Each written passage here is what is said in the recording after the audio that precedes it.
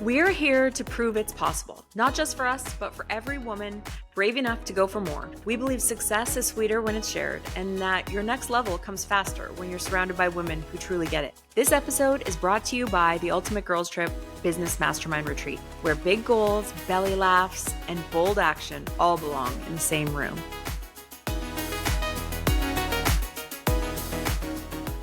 Hi guys, welcome back. We are so grateful that you're here. Today we are talking about something that we think is super important, which in your business is, and in life, is knowing your audience, knowing how to read the room and get a feel for who are you talking to? Who are you providing for? Who are you selling to? Jamie, give me your recent example. Yeah. Okay. So I was watching the Olympics, and of course, the Canadian versus American hockey game was on every TV in Canada and I don't know about the United States, but definitely every TV in Canada. And as they were handing out the medals to the athletes, they handed grown men a stuffy, like a small. What? I couldn't even really tell what it is. I think it's like a rabbit or something. So I don't know if it's some kind of, there's some kind of connection to Italy or something like that. But right. I started looking into why everyone was holding, why these grown men were all holding stuffies. And turns out every athlete, that was their parting gift from the Olympics. So some things that I read are that when Vancouver had the Olympics, I don't know, a decade or so ago, they got yellow roses. We're sorry you didn't win. Here's your yellow roses. Every athlete that was there got the same set of yellow roses. Well, this last Olympics, they decided to do a Beanie Bear sized stuffy. And watching these grown men, rough and tumble, hockey players accept their stuffy and with absolute disgust and what am I going to do with this? I'm God, who chose this? Who chose this? Yeah. I mean, this isn't the kids' Olympics. And I don't know many adults that have a deep connection to any stuffies at all. No, and it's an amazing keepsake if you're an athlete with kids, I guess. But do your a kids lot don't of them even are get not. to play with it if it's a keepsake? For sure. You get to put it on your mantle, your stuffy. I don't know. It felt just so wrong to me. And I had this deep evening of thought where I'm how did they miss the mark so bad that they thought adults would enjoy a white mini stuffy that looks like a McDonald's toy? I just can't comprehend how this happened. And it got me thinking about know your audience. Is this something these athletes will love, cherish, use?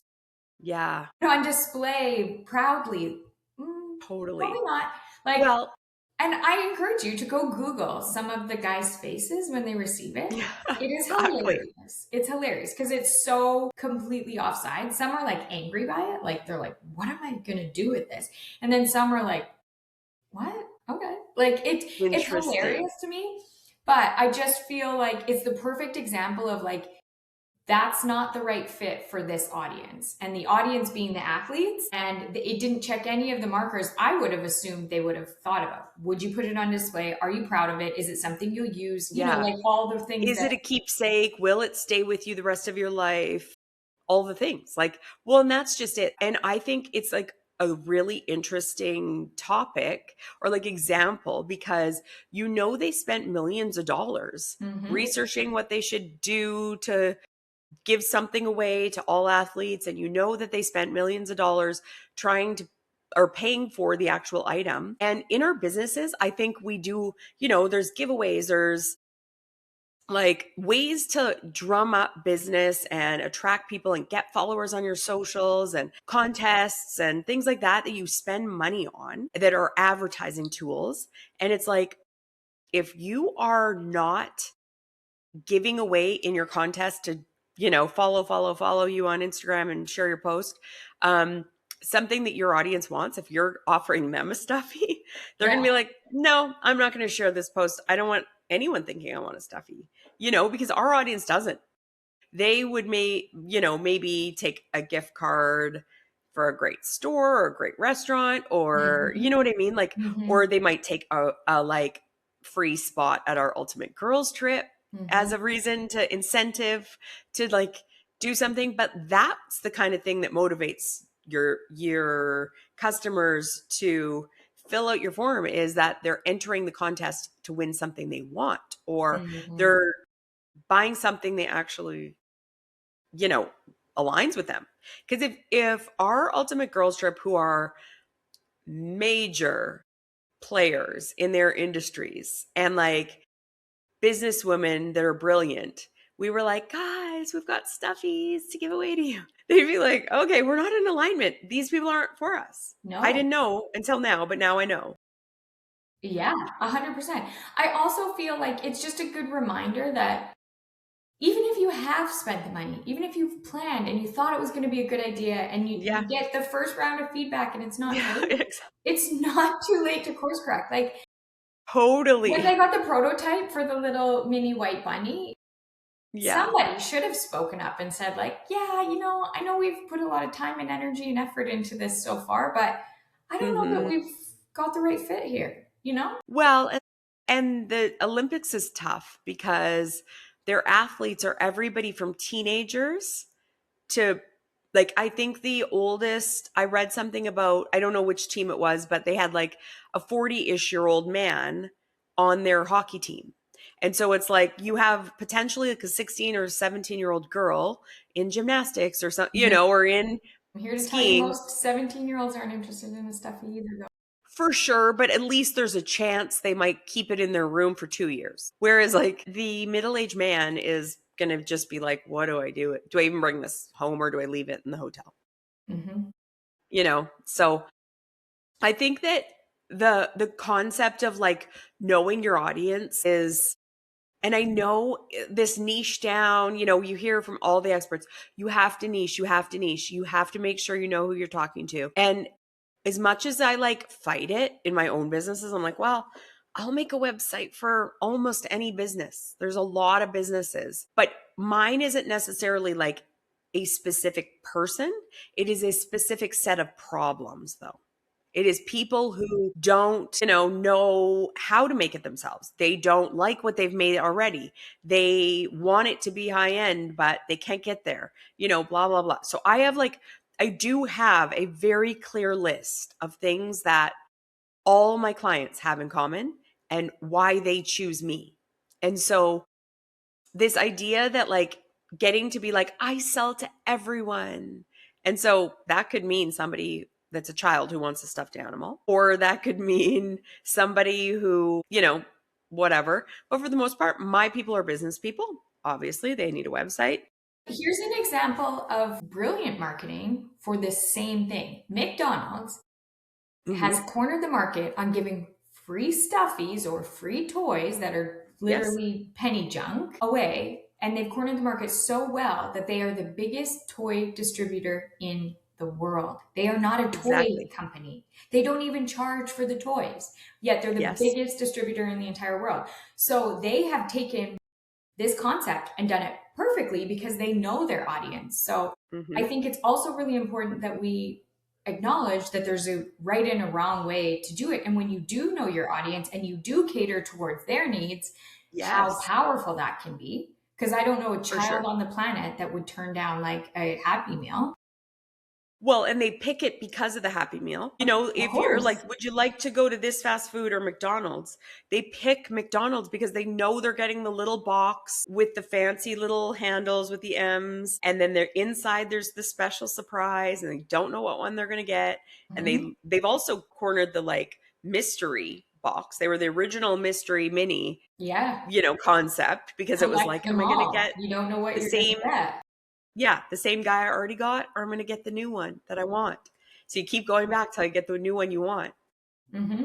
Yeah, it is brilliant. And honestly, I encourage everybody to go away from this podcast today and make sure you have a very, very clear list of who is your client, who is your ideal client, Hmm. and what else appeals to them that you could connect with them on. Because if you're thinking it's going to be stuffed animals and you're in the luxury, you know, whatever That business, business. yeah, it's probably not stuffed animals. It's something else. It's beautiful restaurants, it's high-end travel, it's fancy clothes and purses and accessories and jewelry and watches. Those are their other common interests. And those are the things that you can share with them, you know, Yeah, or do your marketing around. absolutely. I was just going to say, like, when I do get a freebie though that hits, I love it. Yes. Like, for instance, Yes. um, I was at a golf tournament and I was given like a little mini clip-on sunscreen that snaps onto your golf bag. And I was like, oh my God, that is so good. I'm just trying to think of like other freebies where I was like, wow, that really, like for such a small amount of money that it might have cost the business, it has turned my whole perception of the experience around. Here's a great example. A couple weekends ago, I was traveling, and a friend of mine gave me an Air Canada pass. So basically, they put onto my itinerary their travel status. I don't often Okay. fly Air Canada. And we got to go to this little like grab and go section of the airport. So, like, not the standard Air Canada lounge, but just a grab and go.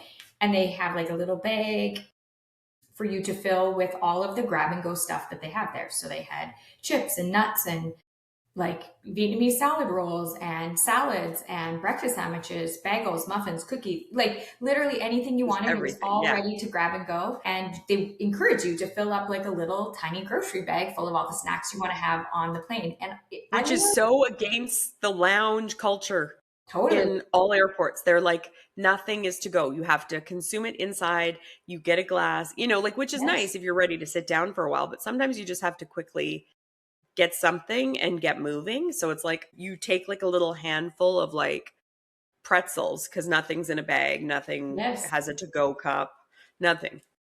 But I'm telling Good you, for it left them. that experience. Like the flight was fine. It was a 35-minute flight. It was the same flight I Yeah. could have taken on any other airline. But because I got to go to the grab and go, and get Yeah. all of this stuff, I Yeah. left like a believer. Like I was like, okay, Yes. you know what? I probably need to get like a Air Canada Visa or Mastercard, or I got to get a travel rewards credit card that's linked to Air Canada. All of a sudden, my thoughts about Air Canada had just flipped on their head. Like I was immediately wanting to be their customer. And isn't that amazing how marketing can just Yeah, pull you in, you know? for sure. For So, sure. um, yeah, I don't have a ton of like freebies that I've thought, oh, wow, what a great giveaway, unless they are super useful to me. Because I don't care about, like, if I love your concealer and then I get 100 little creams yeah, and no, night I don't want that. creams, I don't want it. I don't want the clutter in my drawer. I don't want, and I know there's people who are like, I won't leave Sephora without every sample that they It's not me. offer. And I'm like, please don't give me the samples. I'll waste them. Like I'm just gonna give them away or throw them in the garbage. And I always have like good intentions when I do take them that I'm like, I'm gonna use this eye cream. And I don't. So it's one of those things I probably should, but I'm not. I don't, I'm like the little packet ends up in the corner of my drawer. And then when I go to clean out the drawer, I'm like, God, get rid of this stuff. I don't even know what it is. Hmm. So, and I know they spend lots of money on Here's an those. example of things that like I don't like clutter and I like the brands that I like and all of that. But I went to my dentist and had some work done in my mouth. And so your mouth is open and your lips get chapped and all the things. And then when I left, he gave me a chapstick, like a brand new chapstick to take. And I was like, wow, unbelievable Yeah, because service. it's so Because useful in the moment. it's Yeah. so useful in the moment. And he knows Yes. that his ideal customer is someone who's coming to get work done on their mouth and they're leaving Hmm. with chapped lips from having their mouth open and vacuumed and sucked and Yeah, all the things. So exactly. I wouldn't accept the free lipstick from Sephora, but I will No, accept the I chapstick from know. my dentist. So like the same product, I could be a no and a yes for. It depends Exactly. on my needs and where I am, what I'm doing, So I Exactly. just think that if you saw a business and you're like, wow, that's brilliant. The Olympics saw what McDonald's did there and they thought, we're going Yeah, to take that. It's a great idea. And it's not a totally. great idea for them. It's not. It's just not a one size fits all It's not a solution one for size fits all. anything. And when you're Yes. looking at your own business, just because you saw that it worked so well for somebody else doesn't mean that it's going to work so well for you. You really have to look at who your ideal audience is and what their wants and needs are in that moment. So for sure. You know who's a great example of this? So Browse by Kira, Unity Collective, her whole entity, her whole business that she has, a long time ago, she did this huge giveaway, and it was like amazing. The things she gave away were like incredible, but they all tied back to who she is, of things that she loves that obviously resonated with her audience, because she shares, even though she's like an esthetician and does microblading and things like that and owns this beautiful spa, she was giving away like her favorite cookware, because she's always showing what she's making for her kids' lunch, what she's making for dinner. That's like a daily thing that she shares with us that is brilliant, because we want to know, even if we didn't think we wanted to know. And I've literally never made any of her recipes. I've written her and been like, give me the recipe. And then she gives it to me. And I've never made one, because I never make special suppers, because I hate that. It's not fun for me. But these beautiful like cookware sets and all the stuff that she genuinely loves, the people that follow her are like, well, I do need new pots and pans or new, cookware or whatever it was. And that's the most adorable color with the gold handles and blah, blah, blah, like really nice stuff. And I get why you'd be like, I got to enter into this contest, not only get the free browse, not only get because the grand prize had like a whole bunch of amazing things. It might have had an iPad, like there was all this great stuff. And I'm like, that's how you do it. That's how you grow an audience, or get people on your mailing list, or market to people outside of just selling them something directly that you sell. But if I were to out of the blue be like, I've got this cookware, I guess it's good. I don't cook, so, or like I make like the most simple things that with cookware, that's whatever, like I have nice cookware, but it's just not important. No, that's not part of your brand identity. It's not. And it's not even part of my personal identity. Like, no. You know what it is? It's part of my like house's identity. It looks great on the stove because it matches everything and it's nice. But like, I would never think to tell anybody if it works well. I have no idea if it works better or worse than somebody else, but it looks cute. And like, that's important to me because I like aesthetics and interior design, obviously. If you came into my cookware, you'd be like, wow, that's well used. And that's really part of your personal brand. That's part of your personal brand, just like 5 meals a day and really scratched up pots and pans. Yep. Yeah, it is. Okay, well, this has been fun. And I honestly want to hear from you guys if you know your audience, and if you've ever missed the mark on who you thought your audience was, and then we're like, oh, no, they didn't buy that at all. They didn't think that was a great idea at all. Yeah. Or this totally hit, and this is what we have in common, and this is our like side gig together. We all love travel, or we all love cooking or whatever. Yeah. So if you want, I'll just finish her thought since she left it hanging there. I know. So if you have a story that you would like to share with us about something that worked or didn't work in your business, we want to hear it. Like, we want to hear all of the fails and of course, all of the wins too. Until next time, guys. Bye. Have a great week. Bye-bye. We are so grateful you're here. It would mean the world to us if you'll subscribe to our podcast and YouTube channel and leave us a review. If you want to hear more from us, go to proofitspossible.com to join our mailing list and find our social links so you don't miss a thing. Thanks, and chat next time.